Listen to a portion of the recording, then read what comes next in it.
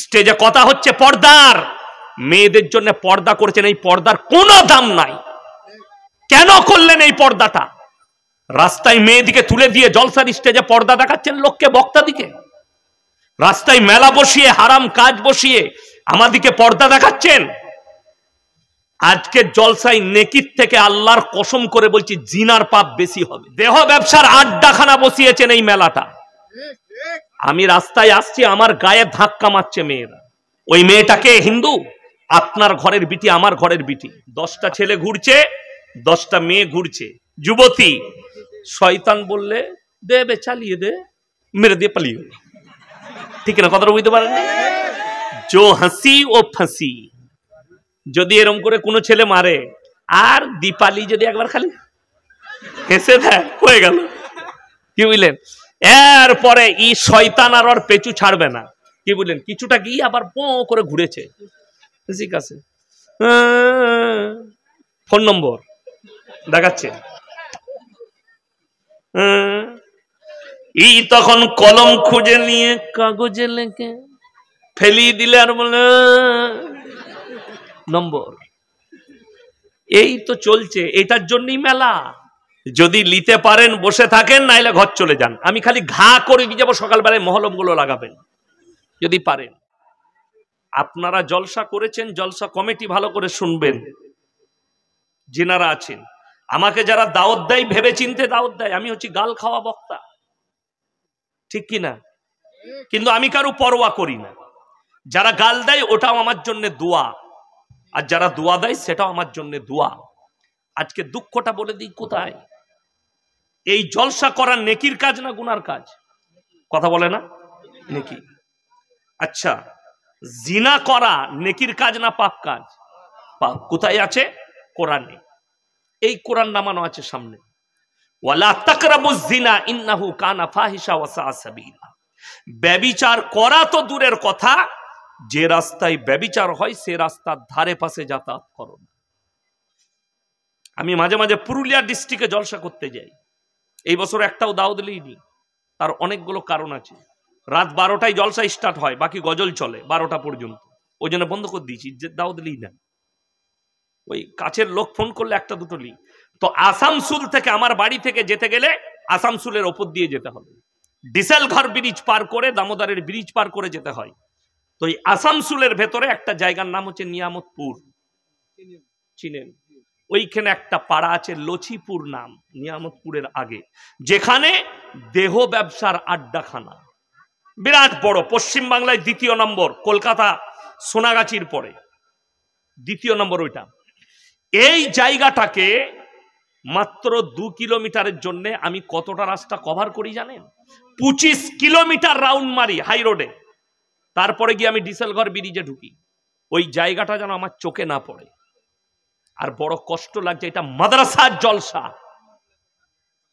আমি চ্যালেঞ্জ ছুড়ে বলে যাচ্ছি, আপনারা বিনা পয়সায় সব লোককে খানা খাওয়াচ্ছেন তো?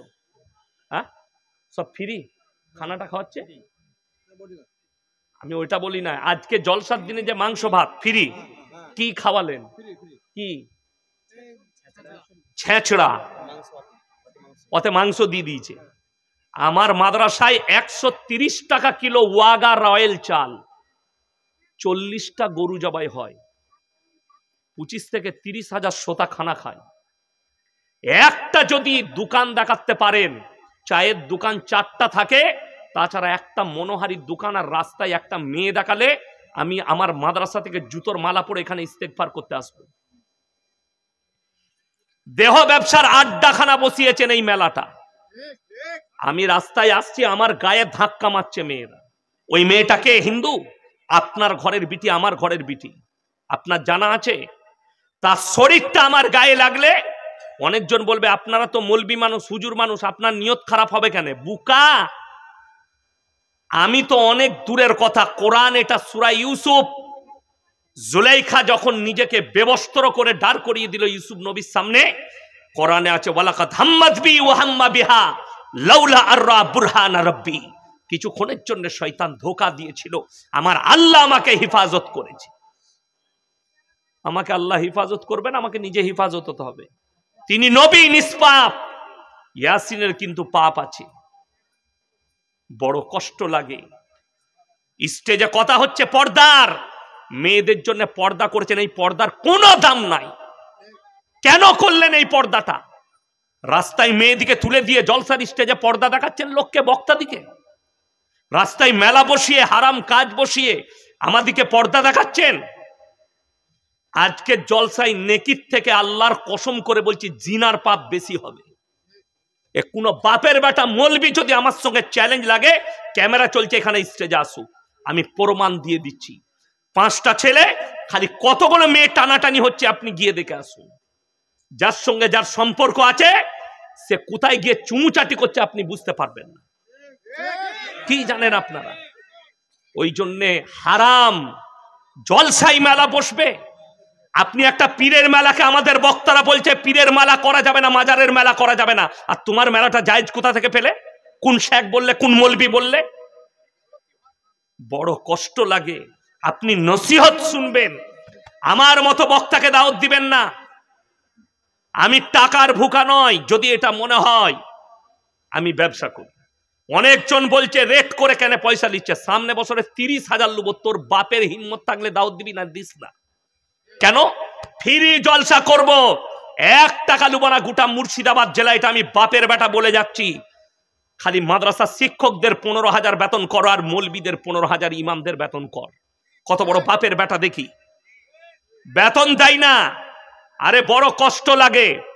20,000 ইয়াসিন চেয়েছে, 25,000 জানেন আমাকে ফোন করেছে। আমার বাংলাদেশ যাওয়া আমি ক্যান্সেল করেছি কোনো বিধিনিষেধের কারণে। তো আমার 23 তারিখ খালি ছিল, 23শে জানুয়ারি কোচবিহার থেকে ফোন করলো। আমি বললাম 50,000 টাকা লাগবে। বলে ডেটটা লেখুন, টাকা ভরছি। তাদেরকে যদি তাদের ইমাম মেম্বারে দাঁড়িয়ে বলে আমি 10 বছর আছি, 6,000 বেতন, দাদা ভাইরা আল্লাহ বলার আমার 1,000 টাকা বেতন বাড়িয়ে দেন, হারামখোররা বেতন বাড়াবেন না। 20,000 দিয়ে বক্তা আনা সহজ। ইয়াসিনকে পছন্দ হলো। মাদ্রাসার একটা শিক্ষক যদি বলে হুজুর সেক্রেটারি সাহেব আমার 6,000 বেতনে আর সংসার চলছে না, ওটা 7 করলে ভালো হতো, তুমি ঘর চলে যাও, অন্য মাদ্রাসা দেখলাম। ঠিক কিনা? বড় কষ্ট লাগে, আজকে দুঃখ লাগে। ইয়াসিন 20,000 চেয়েছে, যুবকরা পছন্দ করে, আমাদের পছন্দ। 20,000 টাকা অ্যাকাউন্টে ভরে দিয়ে ডেকে নিলেন। আল্লাহর কাছে হিসেব দিতে পারবেন না। যারা 1 লাখ 2 লাখ টাকা দিয়ে খরচ করে জলসা করছে আর ইমামকে 10,000 বেতন দেয় না, তাদের জলসায় কোনো ফায়দা নাই, কোনো লাভ হবে না জলসা দিয়ে। আল্লাহর কাছে হিসেব দিতে পারবেন না এই জলসা করাটাই। বক্তাদিকে 1 লাখ 2 লাখ টাকা বক্তাদের পেছনে, হাওড়া হুগলিতে চলুন 30,000 40,000 করে বক্তাকে টাকা দিচ্ছে। বাংলাদেশ থেকে নিয়ে আসছে 70,000-এর বক্তা। অথচ একটা আলেমকে, একটা ইমামকে বেতন দিতে দ্বিধাবোধ হয়।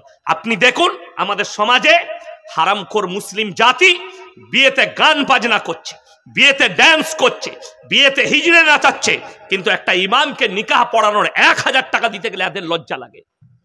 অথচ আমাদের মতো বক্তাকে বলে এত ঠোঁট কাটা বক্তা, এই কথা বলে।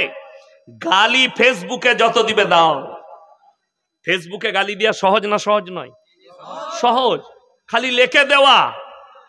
যদি বাপের বেটা থাকি স্টেজে আয়, বাপের বেটা থাকলে গালি দিতে হলে স্টেজে আয়, তবে দেখবো কত বড় বাপের বেটা। তোর কান মুচুড়ে কোরআন আর হাদিস দিয়ে ঢেকে দেবো।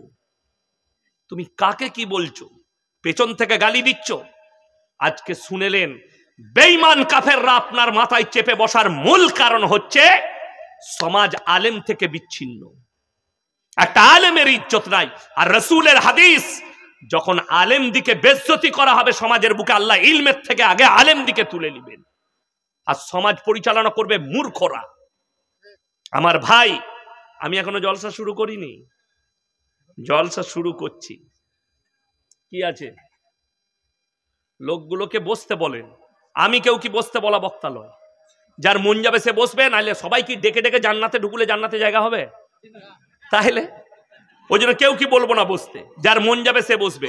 এরা তো ড্যান্স দেখতে এইছে, এরা মনে করছে হিমা মালু নিয়ে এইছে, ওই জন্য দাঁড়িয়ে দেখছে কোমর দুলাবো, ওই জন্য দাঁড়িয়ে থাকুক না, কে মানা করবে? বড় কষ্ট লাগে। আরে ভাই, এখন আমি বায়ান শুরু করি নাই, বসো, লিতে পারলে, আর ঘুম ধরলে বাড়ি যাও।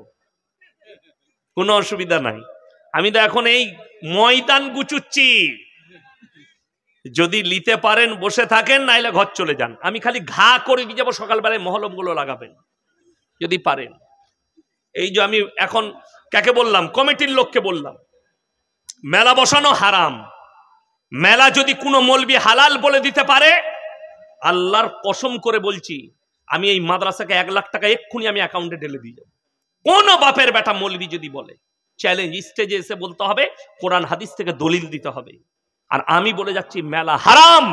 কোরআনে আছে সূরা ইউসুফে, ইন্নাশ শাইতানা লিল ইনসানি আদুব্বুম মুবিন, শয়তান মানুষের প্রকাশ্য দুশমন।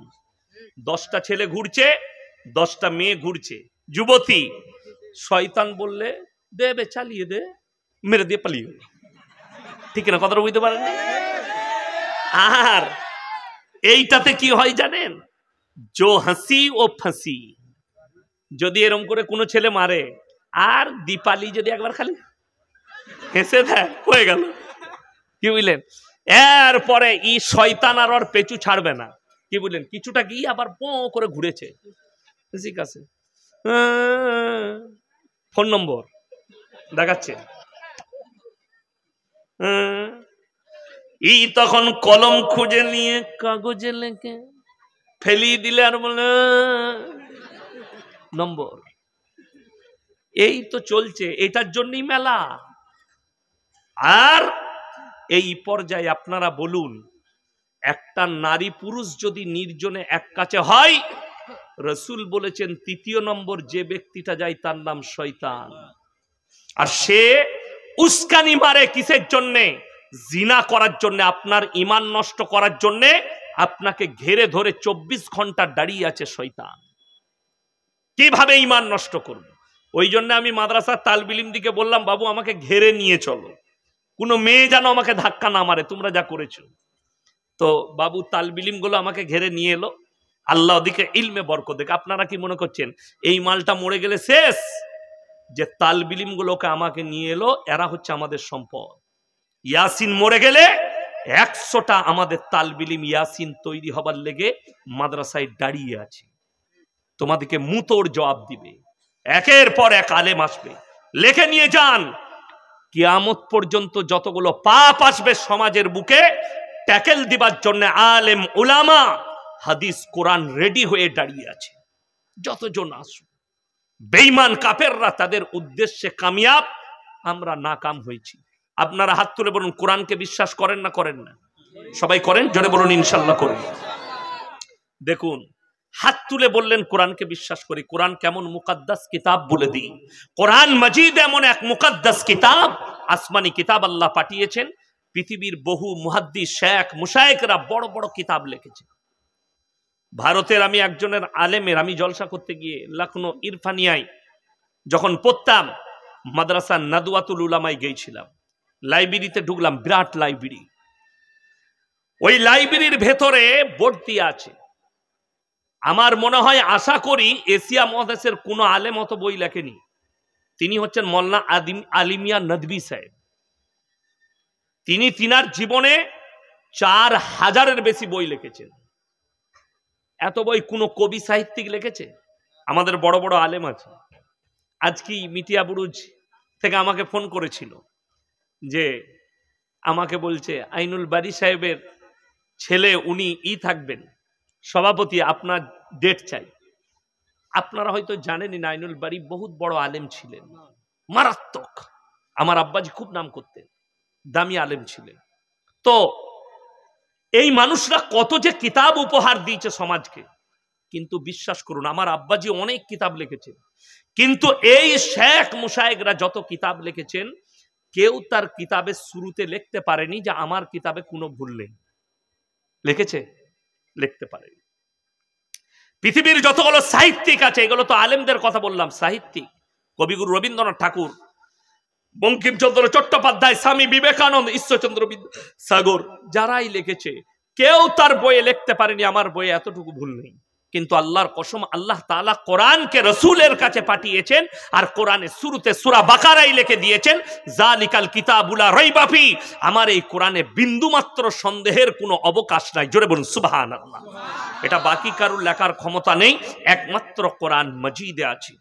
তাহলে এই কোরআনকে যখন আপনি বিশ্বাস করলেন, আমি এই জঙ্গিপুরে আপনার লালগোলা থানায় প্রমাণ দেব যে মুসলমানরা জেনে শুনে কতগুলো কোরআনকে অস্বীকার কিভাবে করে।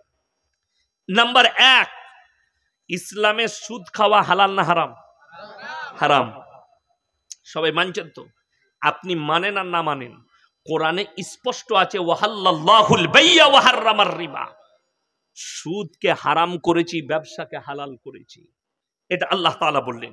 রাসূল সাল্লাল্লাহু আলাইহি সাল্লামের হাদিস, কেউ যদি 1 টাকা সুদ খায়, সর্বনিম্ন স্তরের পাপ হচ্ছে মায়ের সঙ্গে 36 বার জিনা করার সমান পাপ। নাউজুবিল্লাহ বলে।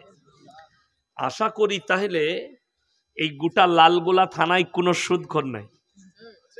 কথা বলে না?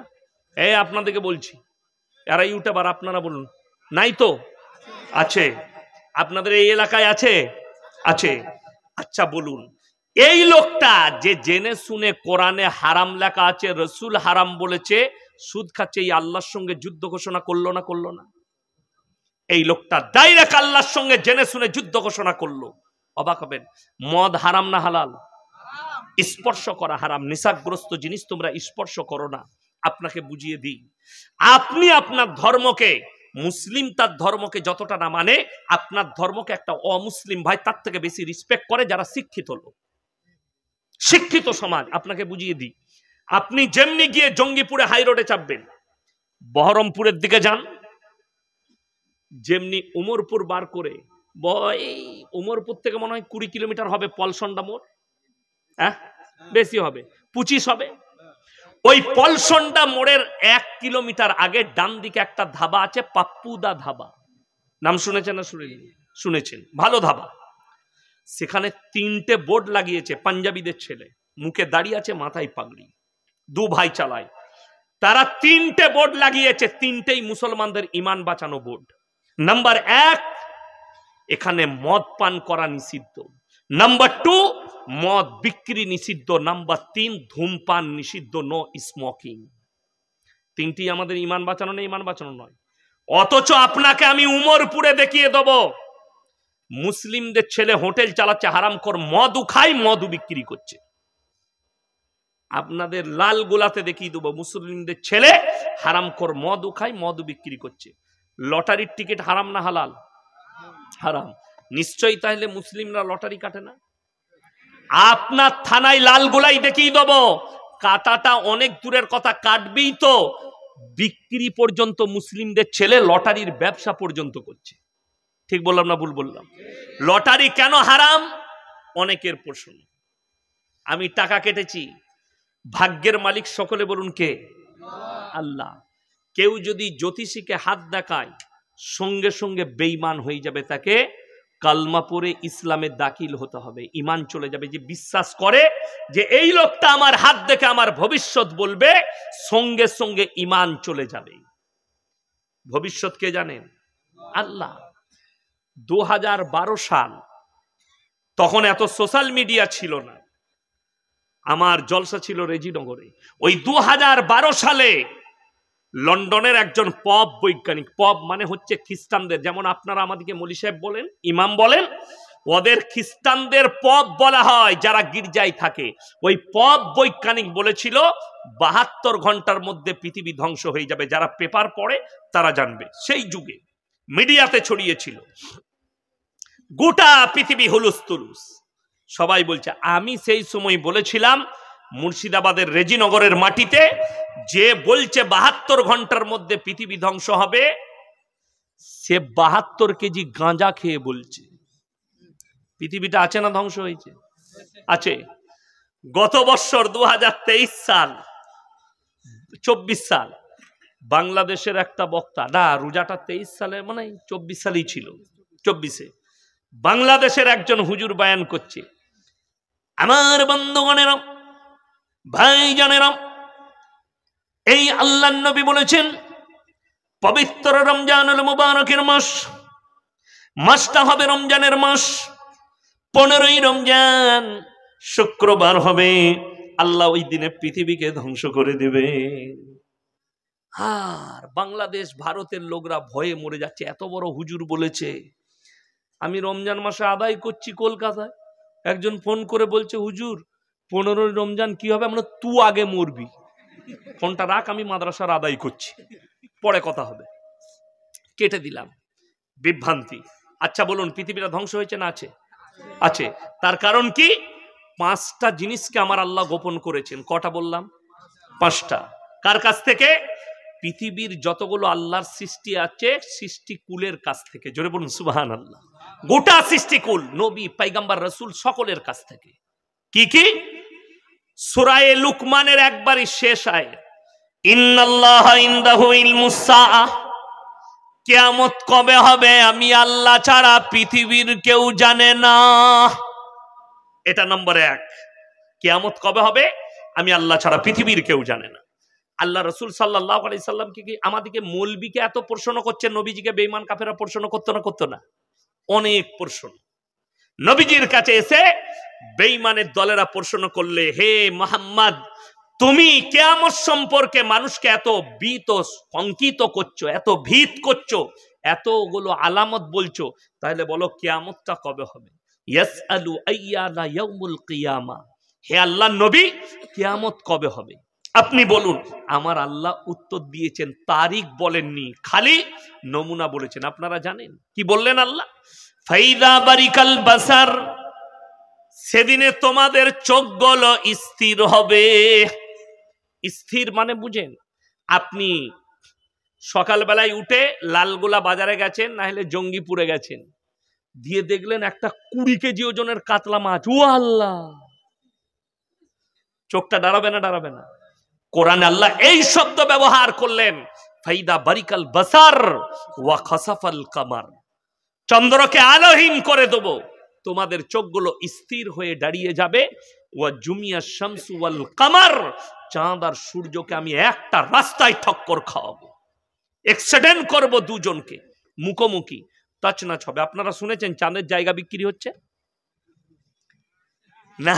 লালগোলার লোক জানে না, আপনারা কিনতে পারবেন না। আর আমার তো মৌলবীদের কোনো ব্যাপারই নাই, 6000 5000 বেতন, আমরা কি করে আর কিনবো? কে কে কিনবে? শাহরুখ খান, বিগ বি, সালমান খান, আর ডোনাল্ড ট্রাম্প, আর আমাদের মোদি বাবু আর যোগী বাবু। কেন? ওই লোকটার নাম কি? টিএসএল কোম্পানির মালিকটা, এলন মাস্ক।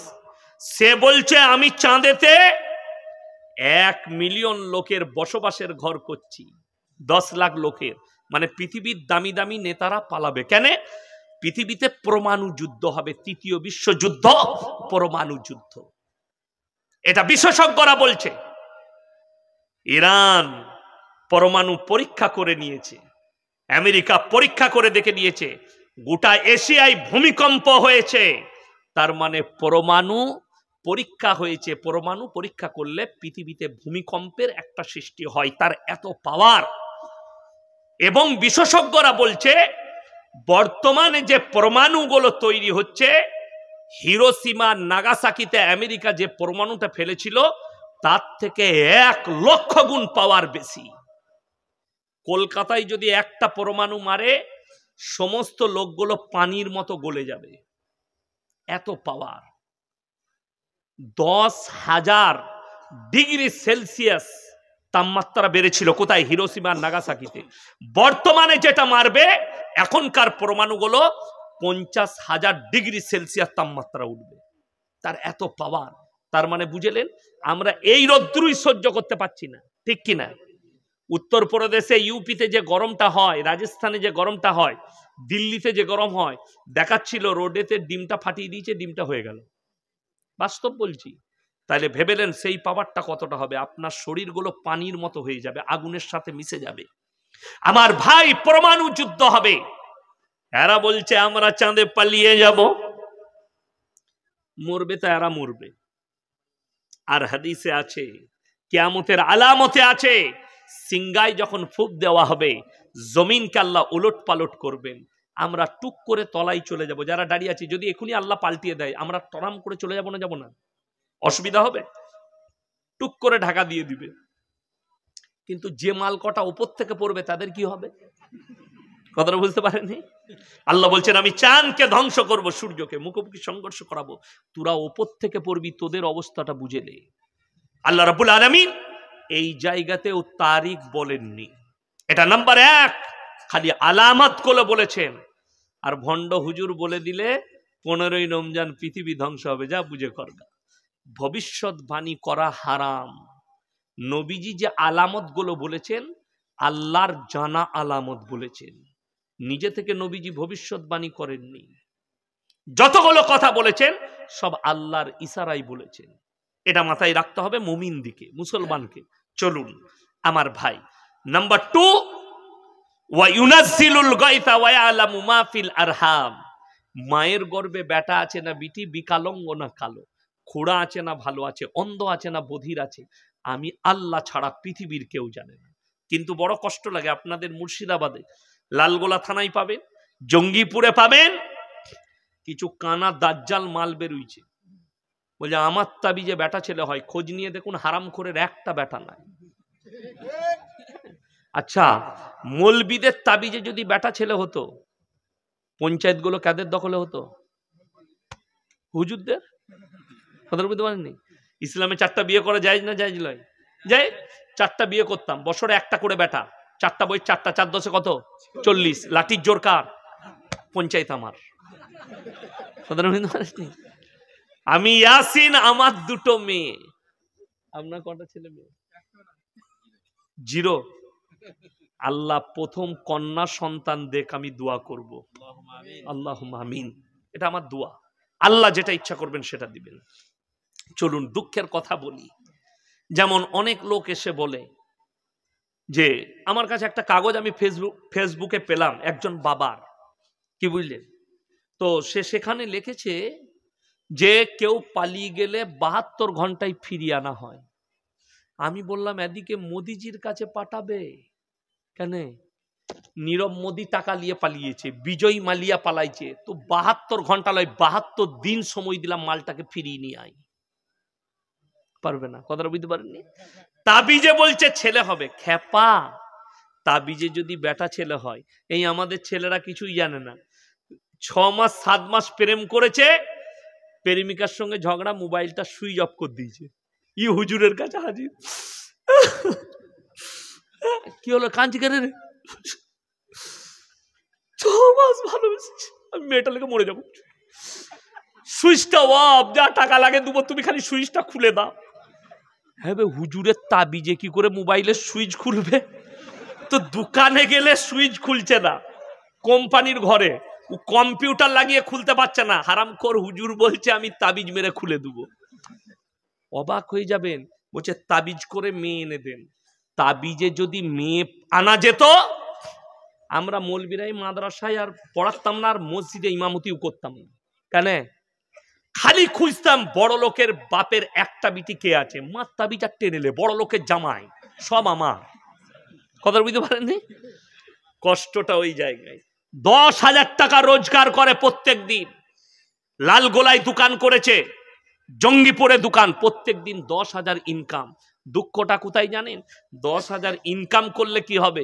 সন্ধ্যাবেলায় একদিন ব্যবসা খারাপ গেছে, মসজিদে এসে হুজুরকে বলছে হুজুর ব্যবসা একটু খারাপ চলছে, বরকতের তাবিজ দেন। যে প্রত্যেক দিন 10,000 ইনকাম করে, 3 10 কত? 3 লাখ, মাসে 3 লাখ। আর ইমাম বেতন পায় পুরো মাসে 6,000। এসে বলছে হুজুর একটা বরকতের তাবিজ দেন। হুজুরের তাবিজে বরকত হলে তুই আগে বড় লোক হবি না আমি আগে হব বে? আচ্ছা, এরকম বোকা লোক কেউ আছে যে লোককে বড় লোক করবে, নিজে গরিব থাকবে? বড় কষ্ট লাগে, দুঃখ লাগে এই সমাজের প্রতি। যে বলছে আমার তাবিজে বেটা ছেলে হবে, তার কানটা মুচুড়ে কোরআনের আয়াত খুলে দেখান, সূরা আল ইমরান 1ম পৃষ্ঠা। ওয়াল্লাযী ইউসাউবিরুকুম ফিল আরহামি কাইফা ইয়াশা লা ইলাহা ইল্লা হুয়াল আজিজুল হাকিম। হে আমার নবী বলে দাও, মায়ের গর্ভে সন্তান দান করি আমি আল্লাহ, আমার ইচ্ছা মতো, আমি কারো পরামর্শে কাজ করি না। জোরে বলুন সুবহানাল্লাহ। আর কানা দাজ্জাল হুজুর বলছে আমার তাবিজে বেটা ছেলে হবে। সবাই বলুন বাচ্চাকে দান করেন আল্লাহ, হায়াত মতের মালিক আল্লাহ, সবের মালিক যদি আল্লাহ হয়, আপনি দেখবেন, আপনি চলুন জঙ্গিপুরে রেল স্টেশন আছে না নাই? আছে। আপনি চাপেন, হাওড়ায় নামেন, শিয়ালদাতে নামেন, রেল স্টেশন থেকে বেরিয়ে দেখবেন হারামখোর সিঁড়ির পাশে কোণে বসে আছে, কি নিয়ে? ছিঁড়া চট বিছিয়ে, মাথাটায় সরষের তেল লাগাইছে। সকালবেলায় হারামখোর চা খেতে পেয়েছে নাকি জানি না, 3 টাকা কাপ চা খেয়েছে, একটা বিস্কুট খেয়ে এসে বসেছে। আর বর্ধমান থেকে যাচ্ছে কলকাতায় চাকরি করে, আপনার পান্ডুয়া থেকে যাচ্ছে, মেমারি থেকে যাচ্ছে চাকরি করে কলকাতায়, লোকাল ট্রেন চেপে কলকাতায় নেমেই শিয়ালদা স্টেশনে বেরিয়ে গিয়ে বলছে হাতটা দেখো, জ্যোতিষী ছিঁড়া চটে বসে আছে, অ্যাটার্জি খুলে রেখেছে, ফালনামা আছে তার কাছে।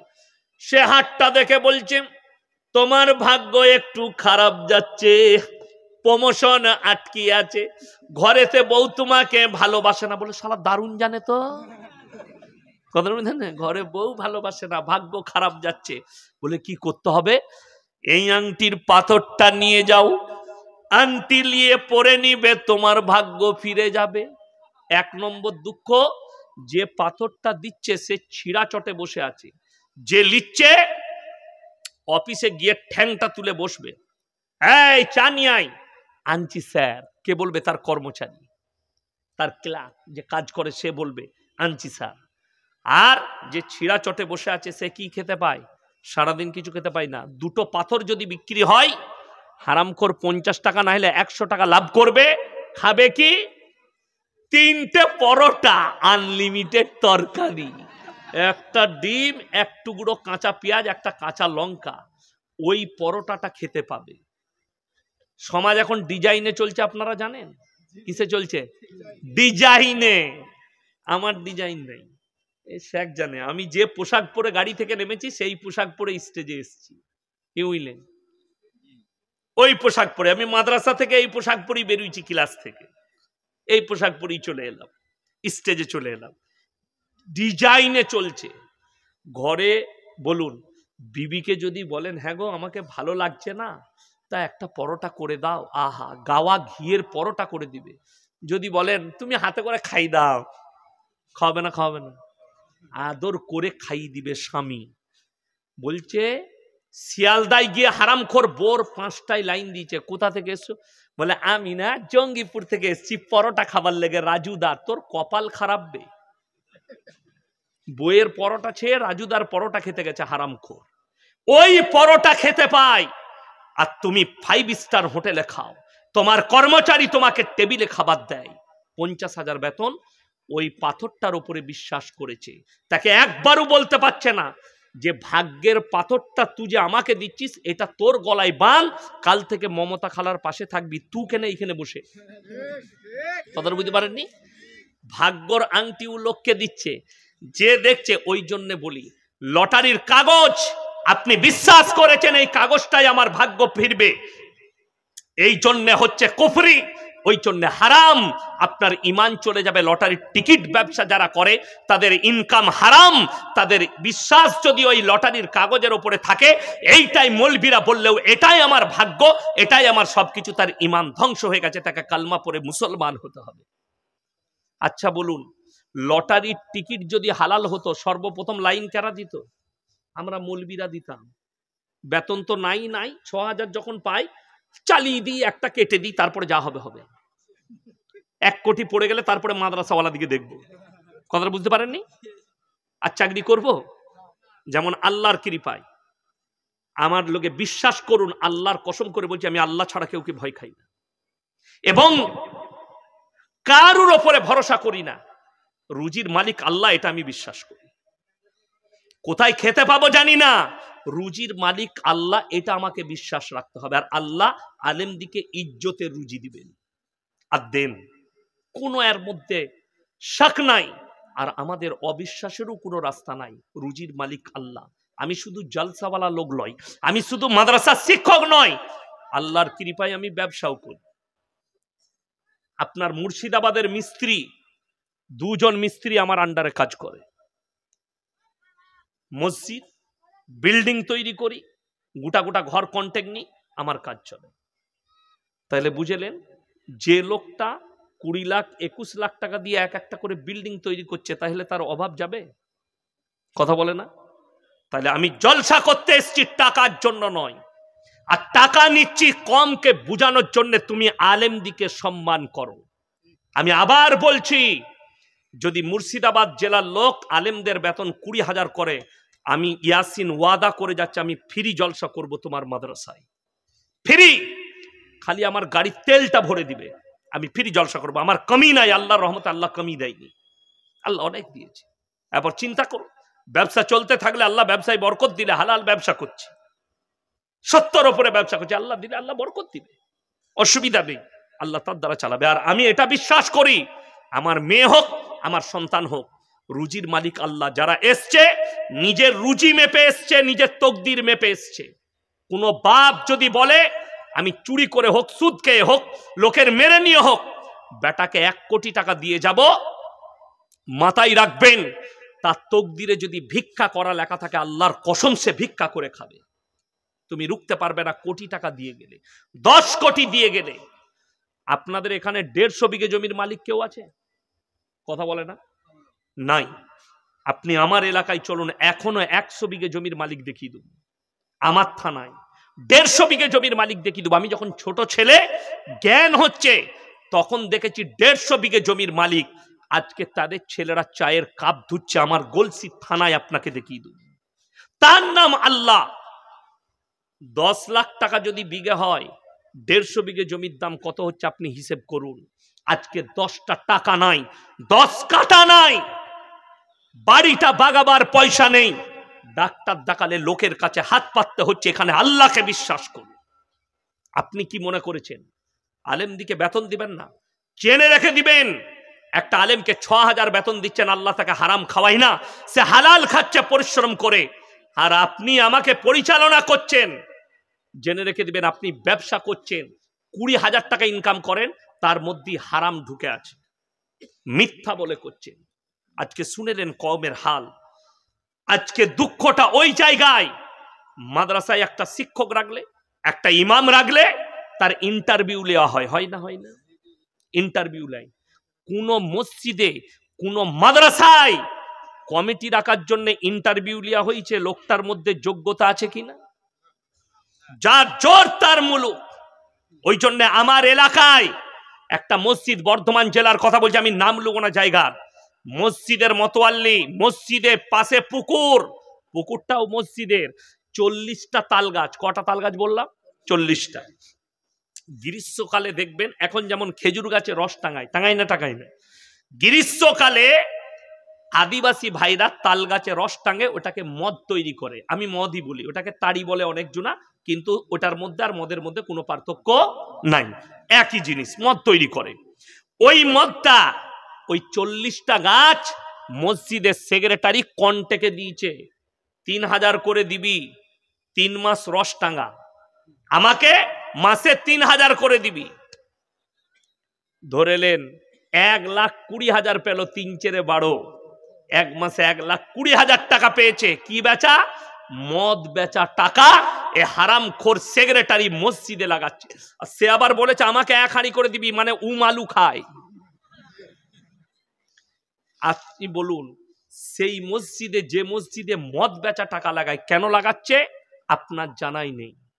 এই গোটা জঙ্গিপুরের যতগুলো, আপনার লালগোলা থানায় মুর্শিদাবাদ জেলার যতগুলো মাদ্রাসা আছে, একটা মাদ্রাসার হেড মোল্লা, একটা মাদ্রাসার শেখ যদি বলতে পারে যে আমার কাছে অমুক মসজিদের কমিটি এসছে, যে মৌলী সাহেব আপনি একটু লিখে দেন তো, মসজিদ কমিটিতে থাকতে গেলে কোন কোন শর্তগুলো তার মধ্যে থাকতে হবে, কোন কোন গুণগুলো থাকতে হবে, এটা একটু হাদিস কোরআন থেকে লিখে দেন। আমি চ্যালেঞ্জ ছুড়ে বললাম, গোটা মুর্শিদাবাদ জেলায় যদি 1000 মসজিদ হয়, 990টা মসজিদের সেক্রেটারির নাম কাটা যাবে। এটা চ্যালেঞ্জ ছুড়ে বললাম। আজকে বাস্তবতা কি জানেন? আপনি আমি ব্র্যান্ড চিনতে পারিনি। ব্র্যান্ড বুঝেন? আপনার এই মোবাইলটা আমি নিয়ে এলাম, আমি বললাম এটা ব্র্যান্ডেড মাল, বুঝতে পারেননি? আপনি বলছেন আমি এটা বোম্বে থেকে এনেছি, ব্র্যান্ডেড মাল। ব্রান্ড সমাজ কি বুঝেছে বলে দিই। আমি 2 বছর আগে হায়দ্রাবাদে জলসায় গিয়েছিলাম। হায়দ্রাবাদে রাত 11টায় আমার জলসা শেষ। তো বর্ধমান জেলার 24 পরগনার হাওড়া হুগলির অনেক ছেলে আছে সোনা ব্যবসায়ী, তারা আমাকে গাড়ি করে নিয়ে গেল, মলি সাহেব চলুন হুজুর চারমিনারে নিয়ে যাব। নিয়ে গেল, ফালুদা খেলাম, জুস ফুস। তো দেখছি একটা ছেলে, সে দেখবেন ওখানে ঠেলা গাড়ি বোম্বাই দিল্লিতে হয়, ওই ঠেলা গাড়ির ওপরে ঘড়ি বিক্রি করছে। একটা ব্ল্যাক কালারের ঘড়ি আমার খুব পছন্দ হলো, চকচক করছে। আমি বললাম কিতনা রুপিয়া कीमत है? बोले हाफिज जी इसका कीमत है 200 रुपया। মানে 150 में मिलेगा? बोले आखिरी टाइम है ले लीजिए। আমি হাতে পড়ে নিলাম, 150 টাকা দিলাম। সকালবেলায় আমি কাজী নজরুল ইসলাম দুর্গাপুরে অন্ডাল এয়ারপোর্টে নামলাম হায়দ্রাবাদ থেকে এসে।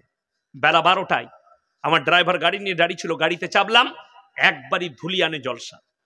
বললে আপনার 9টায় টাইম। আমি তাড়াতাড়ি ওখান থেকে বেরিয়ে বাড়ি ঢুকিনি, চলে এলাম। জলসার স্টেজে গেলাম, আপনাদের মতো শ্রোতা বসে আছে। আমি তাদেরকে বললাম, এই বাবাজিরা তোমরা কি ব্র্যান্ড চিনো? বললে হ্যাঁ চিনি মলি সাহেব। আমি বললাম আমার হাতের ঘড়িটার দাম কত বলো। একজন যুবক বললে হুজুর 7,000, একজন বললে 5,000, একজন বললে 2,500, একজন বললে 1,500। যতজন দাম বলেছে সবাই ঠিক বলেছে, ভুল কেউ বলেনি। এরপর আপনার প্রশ্ন, ঘড়িটার দাম কত? কথা বলে না, 150। 7,000 বললো, কি করে ঠিক বললো? যে 7,000 বলেছে সে এটা ভেবে বলেছে ইয়াসিন সাহেবের মতো বক্তার হাতে ঘড়ি আছে মানে মালটা কুমা হবে না, মালটা দামি হবে। কথাটা বুঝতে পারেননি? সবাই ওই হিসাবে দাম বলেছে। কেন? লোক পাল্টিয়েছে, ঘড়ির কিমত পাল্টিয়ে গেছে। আপনার গ্রামের একটা ছেলে সকালবেলায় উঠে যদি ছিঁড়া প্যান্ট পরে রাস্তা দিয়ে যায়, 10টা লোক যদি চায়ের দোকানে বসে থাকে, তারা কি বলবে? ওয়া গরিবের ছেলে, পয়সা নাই। বলবে না? বলবে না? ওই ছিঁড়া প্যান্টটাই শাহরুখ খানকে পরিয়ে দেন, বলে কোন দোকানে পাওয়া যাবে বে, দারুণ ডিজাইন তো।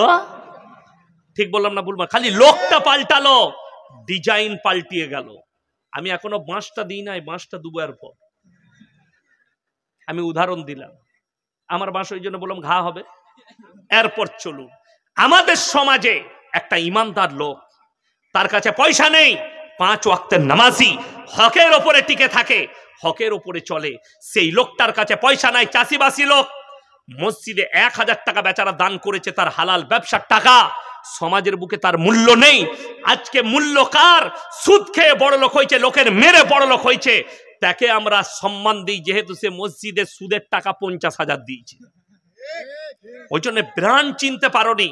আমার ভাই, আজকে দুঃখটা বলে যায়, লালগোলা বাজারে একটা গরিবের ছেলে 10 টাকা কারু পকেট থেকে চুরি করেছে, তার কেউ নাই, ভিক্ষা করে খায়, সে নিজেও জানে না তার মা বাপকে, এতিম ছেলে, মিসকিন, কেউ নাই, সে একটা মানুষের পকেটে 10 টাকা চুরি করলো। সমাজের লোক তাকে গাছে বেঁধে পিটাচ্ছে, এটা চোর, একে মার, তা না হলে চুরি বিদ্যা ছাড়বে না। বলে না? বলে না? তাকে মেরে থাপ্পড় মারে, বেঁধে পিটায়, এই যেন চুরি বিদ্যা ছেড়ে দেয়। হাই রে সমাজ, সে পেটের জন্য 10 টাকা চুরি করেছে, তাকে গাছে বেঁধে পিটাচ্ছ। আর যারা লাখ লাখ টাকা কমের মেরে নিচ্ছে, তাকে স্টেজে ডেকে গলায় মালা পরিয়ে বলছে এটা সমাজসেবী। আমি বললি খারাপ মলবি, এই বায়ানটা যখন ছাড়বে খালি কমেন্টে গালগুলো দেখে নেবেন। কাদের? ওই মাল কটা, সুদখোর কটা কাল সকালে গাল দিবে চায়ের দোকানে, ও বাজে মলবি বে, ওকে দাও দেয়। ওই সুদখোর মাল কটা, চোর কটা গাল দিবে আমাকে। তো তোরা গাল দিলে তো হালাল হবে না। আচ্ছা, কেউ যদি আমাকে গাল দেয়, সুদ হালাল হবে? হবে না। তুমি যদি আমাকে স্টেজ থেকে নামার পরে আমার কলারটা ধরো, আল্লাহর কসম আমি আল্লাহর কাছে বিচার দেবো, কিন্তু আল্লাহ কিয়ামতের দিনে কেউ কি ছাড়বেন না। সবাই নিয়ত করুন হকের উপরে টিকবো, জোরে বলুন ইনশাআল্লাহ। আচ্ছা, হকের জিত আছে না নাই? হকের জিত আছে না, হকের জিত নেই। কেন বলুন তো? ইসরায়েল ভেবেছিল খুব সহজে ফিলিস্তিনকে দখল করব, খুব সহজে গাজাকে মিটিয়ে দেব। আর আমি বলেছি শুনে নাও, এই চিঙ্গারিটা যখন লেগেছে, শুধু গাজা, ফিলিস্তিন, লেবানন নয়, গোটা পৃথিবী জড়াবে এই চিঙ্গারিতে, যুদ্ধে জড়াবে। শুরু হয়ে গেছে, বর্ডার সাজাচ্ছে চাইনার সঙ্গে, তার পার্শ্ববর্তী দেশ যুদ্ধের জন্য রেডি, যুদ্ধাভ্যাস শুরু করে দিয়েছে। ইরান সেদিনে নিজের হাতিয়ার দেখিয়েছে, আবার বলে দিয়েছে আমি পরমাণু রেডি করে ফেলেছি, আমেরিকা হোক, ইসরায়েল হোক, ফ্রান্স হোক, যে দেশ চাইবে আমার সাথে যুদ্ধ করুক ইরান। ইরানকে বলা হচ্ছে পৃথিবীর মধ্যে মিসাইলের নাম্বার 1 হচ্ছে ইরান পৃথিবীর মধ্যে। আজকে রাশিয়া যদি জিতার মুখে দাঁড়িয়েছে, তাই ইরানের ড্রোনের দ্বারা জিতেছে, ইরানের ড্রোনগুলো ব্যবহার করেছে। শুনেলেন আমার ভাই, ইমানদারির সঙ্গে বলছি, যারা মনে মনে ভাবছেন যে হকের ওপরে টিকে না থাকলে আমাদের ব্যবসায় লাভ হবে না, হকে টিকলে, মিথ্যা কথা না বললে ব্যবসা চলবে না, এটা মিথ্যা কথা, এটা তোমার বানাওয়াট কথা। আর মানুষ সব থেকে বেশি পাপে লিপ্ত হলো কখন জানেন? এই মোবাইল আসার পরে। এই মোবাইল আসার পরে যে লোকটা জীবনে একটা মিথ্যা বলতো না, সে 10টা মিথ্যা বলতে লেগেছে। যে লোকটা জীবনে 10টা বলতো, সে 90টা মিথ্যা কথা বলছে। উদাহরণ দিয়ে বুঝাই। আপনার কাছে একজন টাকা পায়, হ্যালো কোথা আছিস, টাকাটা নিতাম, আমি তো নেবে কলকাতায় আছি, কিন্তু মাল ঘরেই শুয়ে আছে। ঠিক বললাম না ভুল বললাম? মিথ্যা বেড়ে গেল মোবাইল আসার পরে। আমার ভাই মাথায় রেখে দিবেন, হকের ওপরে যারা টিকে আছে, হকের জিত আছে, না হকের জিত নাই। দুটো শোনাবো, একটা কোরআনের ঘটনা সাহাবীদের, আর একটা হচ্ছে একটা আরবি কিতাবে গল্প এসছে, এক রাজার গল্প। বললাম হাদিস কোরআন নয় এটা, কিন্তু গল্পটার মধ্যে জ্ঞান আছে, গল্পটার মধ্যে যুক্তি আছে। কি গল্প? একজন রাজা বাদশাহ, তিনি ইমানদার বাদশাহ, তিনার বয়স হয়েছে প্রায় 80 বছর। তিনি মনে মনে ভাবছেন, আমি যদি মারা যাই, আমার এই রাজ্যে যদি কোনো বেঈমান নেতা চলে আসে, বেঈমান রাজা আসে, আমার প্রজারা কষ্ট পাবে, অর্থাৎ আমাকে একজন ইমানদার বাদশাহ নিযুক্ত করতে হবে। এরপরে বাদশাহ এলান করলেন, হে আমার রাজ্যের যতগুলো 25 থেকে 30 বছরের যুবক আছো, তোমরা আমার রাজ দরবারে অমুক তারিখে হাজিরি দাও। রাজার 3টে বেটা, কটা বেটা বললাম? 3টে। 3জনই মনে মনে ভাবছে, আমার আব্বা যখন এই যুবক দিকে ডেকেছে, আমাদের জন্য রাজার এলান করবে। বড় বেটা ভাবছে আমাকে বাদশা বানাবে, মেজো ভাবছে আমাকে, ছোট ভাবছে আমাকে বেশি ভালোবাসে আমাকে। এরপরে যুবকরা হাজির, বাদশা এলান করলেন, হে আমার রাজ্যের যুবকেরা শোনো, আমি তোমাদের কাছে 1 বছর ধরে একটা পরীক্ষা নেব, একটা করে ফলের বীজ দেব। 1 বছর পরে যার গাছটা সব থেকে সুন্দর হবে, আমি তাকে আমার রাজত্ব দান করব। রাজা তার প্রজাকে বললে, শোনো, আমার কামড়ায় 1 বস্তা বীজ রাখা আছে ফলের, ঢেলে দাও। ঢেলে দিলেন, সব যুবক একটা করে কুড়িয়ে নিয়ে যাচ্ছে। এমনকি রাজার 3টে বেটাও নিল। লাস্টে একটা বীজ পড়ে আছে, আর একজন ইমানদার যুবক যার নাম মাহমুদ, সে দাঁড়িয়ে আছে। সে এসে ওই একটা লাস্টের বীজটা কুড়ালো। সে 5 ওয়াক্তের নামাজি এবং ইমানদার ছেলে, হকের ওপরে চলে, লোকের বাগানে কাজ করে, বুড়ি মায়ের সঙ্গে ঝুপড়ি বাড়িতে বাস করে। এই যুবক যখন বীজটা কুড়িয়ে নিয়ে গেল, তার মাকে বললে, মা, বাদশা বলেছে যার গাছটা 1 বছর পরে সুন্দর হবে, বাদশা তাকে রাজত্ব দান করবেন। গাছ লাগাতে হবে, যেভাবে টবে চারা লাগায় ওইভাবে লাগালেন। বিসমিল্লাহ, গাছের চারাগুলো লাগানো হলো। এরপরে 3 মাস কেটে গেল, সমস্ত যুবকের টবেতে গাছ বেরিয়েছে, কিন্তু মাহমুদের টবেতে কোনো গাছ বের হয়নি। মাহমুদ চিন্তিত, আল্লাহর কাছে কাঁদলেন, আল্লাহ, আমি তো ইমানদারির ওপরে টিকে আছি, হকের ওপরে টিকে আছে, আমার টবে কেন গাছ বের হয়নি? 6 মাস কেটে গেল, 9 মাস কেটে গেল, এমনকি 12টা মাস কেটে গেছে, কিন্তু মাহমুদের টবেতে গাছ বের হয়নি। এরপরে বাদশা এলান করলেন, হে আমার রাজ্যের যুবকরা শোনো, তোমরা তোমাদের গাছ নিয়ে অমুক তারিখে আমার দরবারে হাজিরি দাও। সমস্ত যুবকরা সকালবেলায় ফজরের পরে গোসল করে নতুন নতুন ড্রেস পরে নিজের নিজের গাছ নিয়ে যাচ্ছে। ফজরের নামাজ পড়ে মাহমুদ বাড়িতে এসে মন মারা হয়ে বসে আছে। মা বললে, বাবা, তোমার মন এত খারাপ কেন? মা, আজকে বাদশাহ এলান করেছে নিজের নিজের গাছ নিয়ে যেতে বলেছে, আমার টবেতে কোনো গাছ নেই, আমি কি নিয়ে যাব? মা বললে, শোনো হে আমার বেটা মাহমুদ, তুমি এই খালি টবটাই নিয়ে যাও। মা, আমাকে পাগল বলবে লোকে। বলে, পাগল বললেও তুমি নিয়ে যাও, তুমি হকের উপরে আছো। নিয়ে গেলেন, একবারই পেছনে দাঁড়িয়েছে। বাদশাহ সিংহাসনে আসার পরে সমস্ত গাছগুলো পরিদর্শন করলেন। এরপরে বললেন, হে আমার রাজ্যের যুবকদের মধ্যে একদম পেছনে একজন দাঁড়িয়ে আছো, তোমার নাম কি? বললে, আমার নাম মাহমুদ। যার টবেতে গাছ নেই? বললে, হ্যাঁ, আমার টবে গাছ নেই। তুমি তোমার টবটা নিয়ে আমার রাজ দরবারের সিংহাসনের কাছে এসো। বেচারা ভয়ে ভয়ে ভয়ে ভয়ে আসছে। সব যুবকরা হাসছে, এটা পাগল। বলবে না বলবে না, পাগল বলে হাসছে। নিয়ে এসে নামালো। বাদশা মুচকে হাসলে, এই এসো, এইদিকে উঠে এসো। দাঁড়িয়ে গেলেন সিংহাসন থেকে আর বললে, মাহমুদ বসো আমার সিংহাসনে। মাহমুদ ভয়ে ভয়ে সিংহাসনে বসলো আর মনে মনে ভাবছে, আল্লাহ, রাজাও বাদশাও আমার সাথে মজাক করছে, আমার টবেতে গাছ নেই। আর বাদশা বলেছিল যার গাছটা সুন্দর হবে। তিনি যখন বসে গেলেন, বাদশা এরপরে এলান করলো, হে আমার রাজ্যের যুবকেরা শোনো, তোমাদের কাছে আমি আজকে এমন একজন ইমানদার বাদশা নিযুক্ত করছি, যার নাম হচ্ছে মাহমুদ। সমস্ত যুবক বললে, বাদশা আপনি বলেছিলেন যার গাছটা সব থেকে সুন্দর হবে। বাদশা বললেন, অবশ্যই বলেছিলাম, কিন্তু আমি যে বিষটা দিয়েছিলাম গরম পানিতে সিদ্ধ করে দিয়েছিলাম, তোমাদের টবে কেমন করে গাছ হয়েছে? একমাত্র হকের ওপরে টিকা আছে মাহমুদ, আমার ওই বিষটাই রোপণ করেছে, যার কারণে ওর টবেতে কোনো গাছ বের হয়নি। আর তোমরা সবাই 2 নম্বরই করেছো, বাজার থেকে অন্য বীজ কিনে এনে রোপণ করেছো। তাই একমাত্র এই ইমানদার ছেলের হক হচ্ছে আমার এই রাজ্যর। জোরে বলুন সুবহানাল্লাহ। এটা গল্প, এটা কোনো হাদিস কোরআন নয়। এরপরে চলুন কোরআনে নিয়ে যাই। আমার নবী, বিশ্ব নবী জানাবে মুহাম্মাদুর রাসূলুল্লাহ, সকলে বলুন সাল্লাল্লাহু আলাইহি ওয়াসাল্লাম। আল্লাহ রাব্বুল আলামিন বললেন, হে আমার নবী, আপনি মক্কা নগরীতে এলান করুন, ওয়ামা ইউকরিদুল্লাহ কারদান হাসানা, আল্লাহর রাস্তায় কে কি কারদে হাসানা দিবে বলো। মক্কা নগরীতে এলান করলেন।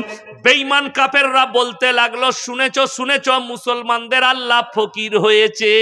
জোরে বলুন নাউজুবিল্লাহ। এটা বেঈমান কাফের মুশরিকরা বলতে লাগলো, মুসলমান আল্লাহ নবী যখন কারদে হাসানা, আজকে যেমন আমরা স্টেজে টাকা চাইছি, চাইছি না চাইনি? কার জন্যে? এতিম মিসকিনের জন্য, মাদ্রাসার জন্য, কোরআনের খাতিরে টাকা চাইছে বক্তারা, ঠিক কিনা? আমি মুর্শিদাবাদে বেলডাঙ্গায় একটা আমার জলসা ছিল, আমি ছিলাম আর আমার ভাই মুমতাজুল ইসলাম ছিল। উনি আগে বায়ান করে চলে গেছেন। তারপর আমি লাস্টে দেবকুন্টু আপনার বেনাদ্দহ শিশু মাদ্রাসা, বেনাদ্দহ শিশু মাদ্রাসায় আমার দাওয়াত ছিল। তো বেলডাঙ্গায় ভারী আমার খুব কাছের বন্ধু শামীম ভাই, নিউ গিফট হাউস, আমি মাঝে মাঝে চা খাই ওনার কাছে গিয়ে। মনসুর ভাই আছে ঘড়ির দোকানে। তো আমি লাস্টে চাপলাম। এরপর আমি লাস্টে বললাম, বাবা আপনারা যারা বসে আছেন তারা উঠে এসে আমার আঁচলে যে যা পারবেন মাদ্রাসার জন্য টাকা দিয়ে যান। হাওড়ার এক হারামখোরকে দেখছি আমার ভিডিওটা দিয়ে বলছে, এই টাকাটা হুজুর মাদ্রাসায় লাগাচ্ছে কিনা খোঁজ নিতে হবে। আবে ওটা আমার টাকা লয়, মাদ্রাসাওয়ালার টাকা। কথাটা বুঝতে পেরেছেন? আমি এখানে আদায় করবো, এটা আমার মাদ্রাসা নাই, মাদ্রাসা এই মাদ্রাসা। তো জেনে শুনে ভিডিও করতে হয়, কারুর নামে বদনাম দেবার আগে ভাবতে হয়।